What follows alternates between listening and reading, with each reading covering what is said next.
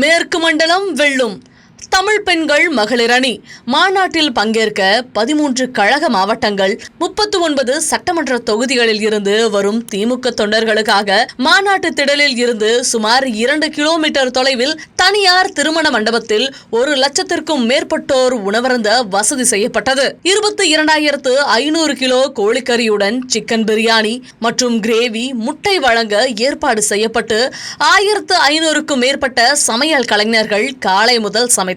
தயார் செய்யப்பட்ட சிக்கன் பிரியாணி முட்டை கிரேவியுடன் பேக்கிங் செய்யும் பணிக்கு 500க்கும் மேற்பட்டோர் ஈடுபட்டனர். பேக்கிங் பணி முடிந்து அதனை ஈச்சர் லாரியில் கொண்டு சென்று மாநாட்டிற்கு வரும் தொண்டர்கள் மாவட்டம் வாரியாக பார்க்கிங் செய்துள்ள வாகனம் நிறுத்துமிடத்திற்கு நேரடியாக சென்று மதிய உணவு வழங்கப்பட்டது.